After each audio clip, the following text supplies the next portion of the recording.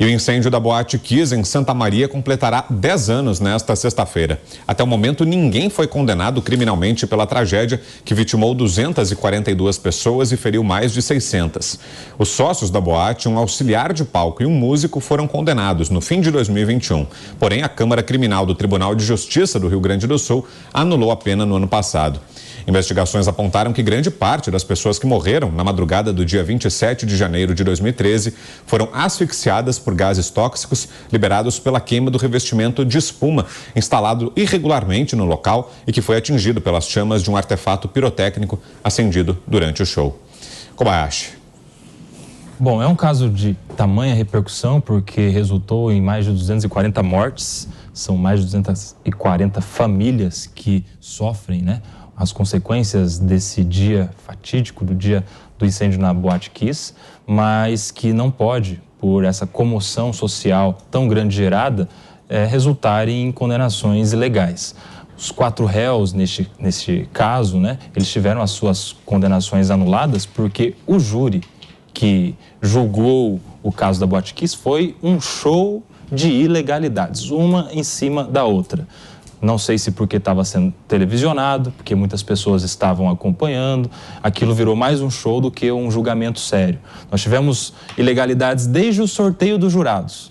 A lei fala que tem que ter um sorteio, tiveram 3. Nós tivemos ilegalidades na comunicação do juiz com os jurados, que, pela lei, tem que acontecer sempre na presença do acusador, que é o Ministério Público, e de seu assistente de acusação, que são os advogados das famílias das vítimas, e dos advogados de defesa. E o juiz conversou reservadamente com os jurados. Nós tivemos ilegalidades de argumentos que foram utilizados que não poderiam ser utilizados no júri, como, por exemplo, o argumento de que o direito ao silêncio utilizado pelos investigados poderia ser causa de uma confissão tácita, como se quem cala consente. E pela lei isso não pode acontecer.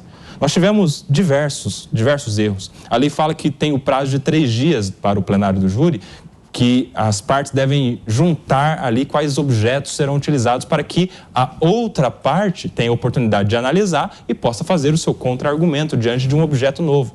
E nós tivemos uma maquete levada de última hora, lá que não foi oportunizada a defesa. Então, assim, se for para ter justiça, que haja, mas nos termos da lei. Não dá para ter justiça ilegal. E falando a respeito do mérito, que vai ser agora novamente levado ao julgamento dos jurados, que é a quem a Constituição estabelece o poder de decidir a vida desses réus, a gente sabe que, pelo mesmo motivo, a comoção social não pode levar a um julgamento ilegal. E a gente sabe que, aparentemente, não há culpa do ponto de vista doloso dessas pessoas, porque o dolo pressupõe vontade. Não é possível que alguém imagine que os donos da boate tinham vontade de que aquelas pessoas morressem naquele caso. Há uma discussão jurídica, para quem gosta de pesquisar isso, que é um leme muito próximo entre o que se chama de dolo eventual e de culpa consciente. A diferença é só que, em um dos casos, a pessoa sabe dos riscos e admite o risco de gerar um resultado danoso, resultado criminoso. Mas na culpa consciente, apesar de muitos riscos, a pessoa acredita piamente, tem convicção de que não vai atingir aquele resultado criminoso. Então, a gente tem, nesse caso aqui, muitos detalhes jurídicos interessantes e que nos levam a crer que um novo júri vai acontecer e agora a gente espera que dentro dos limites da lei. Pavinato. Vou explicar isso que o Nelson falou de uma maneira popular, zona, para as pessoas entenderem. É que tem uma palavra que não pode usar para explicar o dolo eventual. Eu tenho palavreado, eu tenho palavreado de dubladores da versão brasileira Heber Richard. Tá? Bom, primeiro, a comoção social julgou. A comoção social brasileira ela tem memória curta, porque essa não foi a primeira grande tragédia do entretenimento no Brasil. Em 1961, em Niterói, nós tivemos o caso do incêndio no Gran Circus norte-americano. Esse circo teve um incêndio criminoso, um ex-funcionário do circo tocou fogo, comprou gasolina e tocou fogo. Aquilo virou a maior vela que já se viu no Brasil, deixando 503 mortos, muitas crianças, 503 mortos e 800 gravemente queimados para o resto da vida. Muitos deles bastante deformados. E mesmo assim não aconteceu nada dentro de legislação, não houve nenhuma preocupação do legislador em pensar esses casos. Bom, 51 anos depois a gente vê essa tragédia repetida na Boate Kiss. E o que aconteceu? A primeira coisa que mais me deixa de cabelo em pé no Brasil, Vitor, Mota, Trindade e Kobayashi, é que em 2022 é que foi o júri lá dos responsáveis pela boate. Mas em 2013, alguns pais de vítimas já tinham sido condenados por calúnia, por terem chamado de criminosos aqueles que foram levados a júri. É por isso que eu falo, hoje se você vê um ladrão na rua, você não grita pega ladrão. Porque se ele não for condenado, você vai responder por calúnia. Olha que situação maravilhosa. Outra coisa é a questão da comoção pública, se ele devia ser levado a crime ou não, né? Tem dois tipos de homicídio, homicídio que você quer matar e homicídio que é um acidente. Quando é acidente, não vai para o júri, o juiz julga. Agora, quando é intencional, é o juiz que julga. Mas existem duas figuras que o Nelson mencionou, que é a culpa consciente e o dolo eventual. Sabe aquela situação que você não sabe? Você não tem como saber objetivamente se a pessoa queria ou não matar? Eu costumo explicar assim na faculdade, Vitor. Quando eu tenho uma arma na minha mão, eu estou olhando o Vitor Brown e o Nelson Kobayashi aqui, eu estou de tocar, eles não estão me vendo, eu estou com a minha baioneta não, eu estou com um revólver, eu quero atingir o Vitor Brown. Eu não quero matar o Nelson, gosto muito do Nelson, mas eu vou correr o risco, porque eles estão abraçados. Então eu vou atirar. Se eu acertar o Nelson por engano e disser, deu zebra, isso é a culpa consciente. Eu sabia que eu corri o risco de matar a pessoa que eu não queria, mas eu não queria aquele resultado. Agora, quando eu atiro, acerto o Nelson, mas eu não falo e deu zebra, eu falo, tanto faz. Isso é o dolo eventual. Na faculdade a gente usa uma expressão mais chula para explicar isso, que começa com F e termina com eu. Bom, pois é, ferrou. É essa, né? É parecida. Tá certo. E aí tem essa discussão, porque se a culpa não é o júri e o dolo é o júri, o que acontece? O STF ele tem uma jurisprudência, o STJ tem uma jurisprudência bastante pacífica. É o júri que decide se é culpa consciente ou dolo eventual. Portanto, isso só vai servir para fazer a dosimetria da pena, ou seja, se a pena é maior ou menor. Se foi culpa consciente, é o júri que vai decidir e a pena vai ser menor. E se for dolo eventual, é o júri que vai decidir e a pena vai ser maior. Então, isso não faz tanto sentido. O que pega é que pau que nasce torto nunca se endireita. Uma nulidade processual gera anulação do processo. Vai ser o que vai acontecer no caso do menino Henri Borel, no Rio de Janeiro, porque a juíza já se manifestou contra os réus. E é o que aconteceu com o presidente da República na Operação Lava Jato. Uma nulidade na primeira instância pode gerar esse efeito. E aí, as vítimas nunca vão ter a sua memória honradas com a justiça. Você, Zé?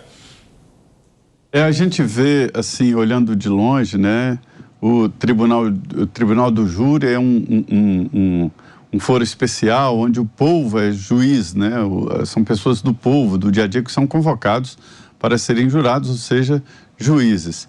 E a coisa mais natural que a gente vê é a anulação de um julgamento que demora, às vezes, dias e é caro, é chato, né? As pessoas largam o seu trabalho para ficar ali, ouvindo advogados, acusação, defesa, enfim. E é um tribunal especial, né? Quando é o povo que julga exatamente o que aconteceu. Nesses casos aí onde há uma grande comoção, a tendência é que os jurados já cheguem mesmo para condenar. E daí a estrutura toda de defesa é montada para ficar atrasando o processo, primeiro para evitar o esquecimento lá, que os jurados esqueçam do que aconteceu, se distanciem do fato. E começam a julgar exatamente os réus, né?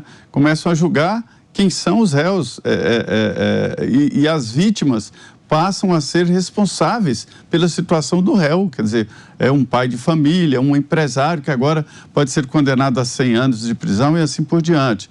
Eu sei que a estrutura está errada, né?